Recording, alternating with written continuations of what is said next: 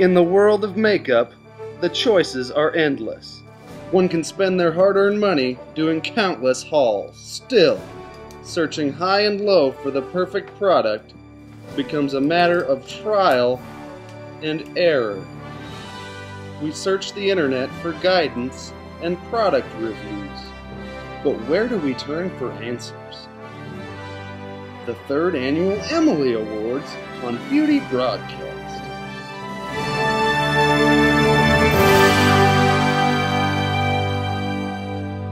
Everybody, it is time once again for the Emily Awards. This is the 3rd time I've done this. I did them for 08, 09, and now these are my favorite products from 2010. I'll be going through a bunch of different categories in these videos, and I've split them up into different videos for like face, eyes, lips, and some other fun stuff. So this first one's going to be all about the face. I'm going to be letting you know if these things have been favorites in years past as well. I think those things that have been favorites year after year, it really gives you an indication of how well it worked for me. Also, I want to let you know that I have selected high-end and drugstore favorites in this video, and I want to let you know that I haven't always, not every category may necessarily have a high-end or a drugstore favorite. I'm not just picking something for the sake of, having something to mention in this video. So if there wasn't a favorite foundation from the department store, or if there wasn't a favorite for a certain category, I'm not just going to fill that void just cuz, I want it to be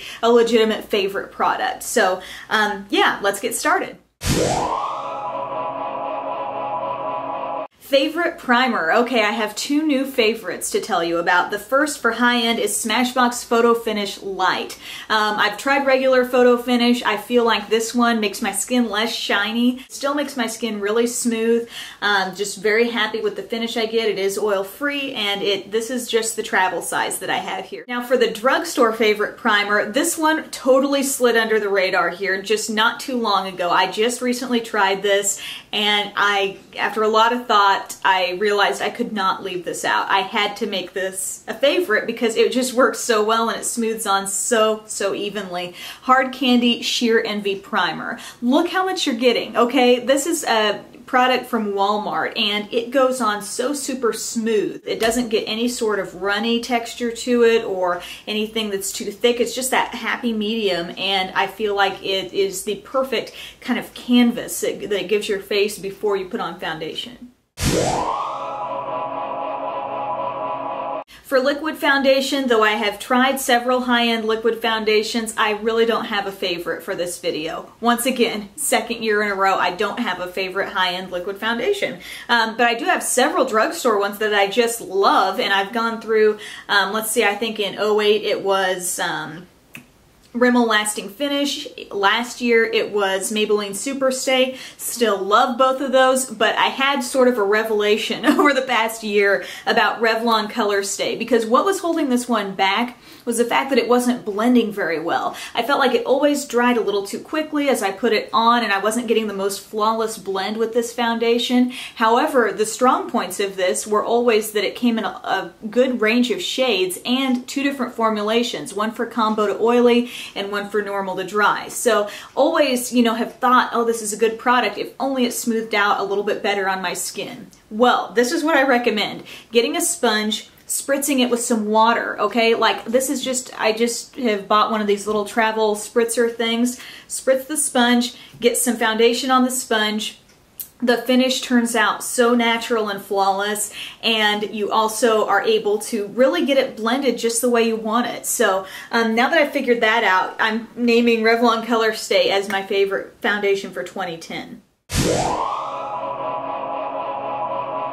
For mineral foundation, this is actually what I'm wearing right now. In addition to concealer, I'm just wearing this as my foundation, and it's MAC Mineralized Skin Finish Natural. My shade is Medium Plus, and I am so pleased with the coverage this gives. I've been using this on and off, kind of comparing it to other things for the past few months, and I love the natural finish it gives. I love on the weekends like this, kind of giving my skin that break but still having nice even coverage. If you are more into the loose minerals, I have a favorite for that. I'm calling it my drugstore favorite because it's in kind of a lower price range, I feel, but it is kind of just an online brand. It's the Everyday Minerals. This is a 3-time winner, okay? This is some serious coverage. This may be a little more coverage and a little more matte coverage than the MAC Mineralized Skin Finish, but the intensive formula for Everyday Minerals, my shade Medium Beige Neutral, that's the most intense coverage you can get, and it really does cover well. And I have yet to find a loose powder mineral foundation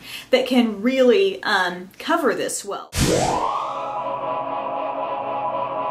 And past favorite has been the Bobbi Brown Corrector and Creamy Concealer Kit. Still think those are great, but the one that ultimately I thought did the most for me was the Corrector. I had it in a shade called Bisque, and it was very peachy, and it did great things for correcting the bluish toned circles. However, if you really keep up with my reviews, I did one recently on the Benefit Erase Paste, and this also has that very similar salmon-y color, great for the dark kind of bluish undertone circles, but you get so much more with the Erase Paste. So I thought this is the better value for even being a high-end product. You're getting a lot more. It takes very, very little to get the job done. If you want more on like application tips and just more info about it, watch the individual review on that. Then I have a tie for my favorite concealers from the drugstore.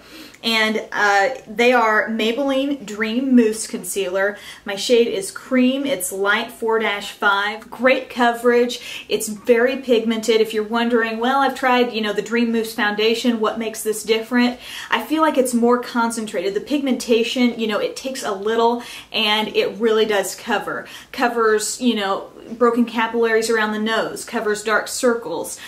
You can use this, I'd suggest using your finger to apply this so the warmth of your finger allows this to melt into the skin, and that can work over blemishes or anything else. Something else that has come onto my radar recently is the Hard Candy Glamouflage. I could not ignore this because of the absolutely fantastic coverage this has. Once again, with Hard Candy, they're giving you a lot of product. This is a big tube. You're paying a drugstore price for this. It covers very, very well, and it's got more that liquidy formula. I wanted to make sure you had an option that was more the liquidy type of concealer than the rich and creamy kind. This may not fall into my start of the day makeup routine, but something that I need periodically to pull out of my purse. Usually what I will want that pressed powder for is to kind of take care of some shine. A product that I've loved for that is the e.l.f. Translucent Mattifying Powder. That's winning the award for my favorite pressed powder. Multiple reasons why. The packaging is wonderful. I mean, this is a great size mirror to have for your touch-ups. Without a ton of coverage and cakiness, it takes care of shine, and it's a very good option to just keep there in your purse. Time for bronzers, something I use every single day, and my high-end favorite is something I have reached for so much. I've got like the perfect little circle where I have hit pan here, and it is another Too Faced product. It's the Chocolate Soleil bronzer from Too Faced. Now this is sort of a darker bronzer that you can contour with. It is totally matte.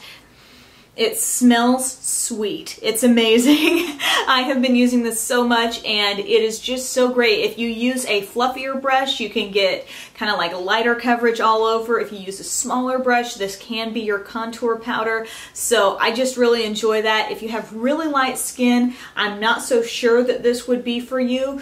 You just have to be very careful in how you apply it. Not saying you can't use it, you just want to be more careful with how you put it on. But listen up, everyone, on this drugstore favorite. I've had NYC Sunny has been a very popular bronzer that I've talked about. I was really kind of battling with this in my mind on which would be my favorite. But I'm going with Rimmel Natural Bronzer, and here's why. Okay, I've got two here. One is called Sundance and one is called Sunlight. Sundance has just a hint of sparkle and shimmer to it. Sometimes that's what I want with a bronzer. Sometimes I don't just want to have that one matte option, and that is all you get with NYC Sunny.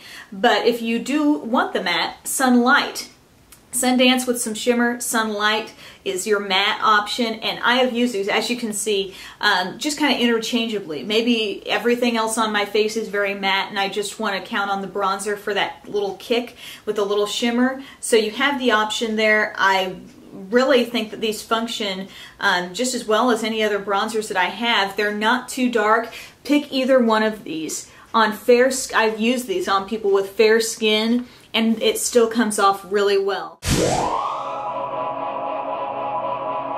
Time for blushes. My favorite high-end blush has been one from MAC that I've used quite a bit this year, and it's called Dolly Mix. I know this might look scary. It's almost like the color of my wall here behind me, but this actually is kind of an amazing blush because when you put it on, it comes off kind of sheer. So even though this looks like that would just be, you know, crazy on your cheek, you put it on with a brush and you get this beautiful pink glow. It's a sheer tone shimmer blush, so that probably explains it for you if you're familiar with MAC. We are moving on to Drugstore, where this is a two-time favorite, and it's my Milani Minerals blush in Mai Tai. Classic peachy pink, looks good on everyone blush. This does not have shimmer. This is a matte shade, and I have it on today. I feel like it's a very natural look, and it looks good on so many skin tones. So this remains a very, very favorite product.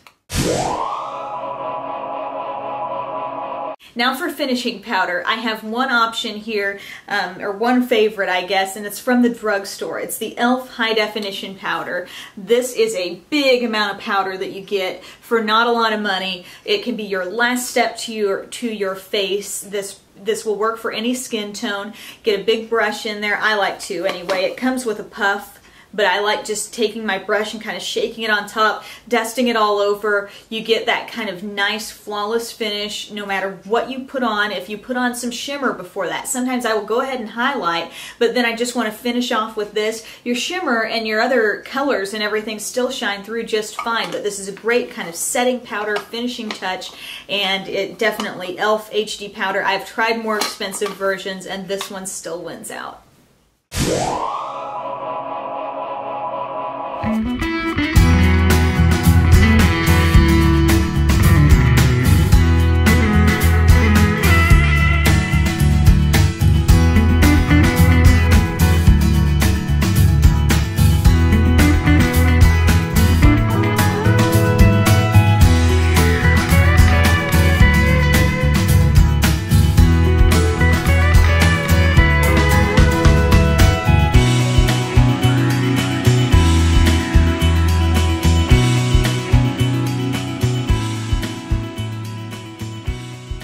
Well, I hope you enjoyed my Emily Awards for favorite face products of 2010. I hope that clears up some questions I've been getting about what do you think is the best this or that.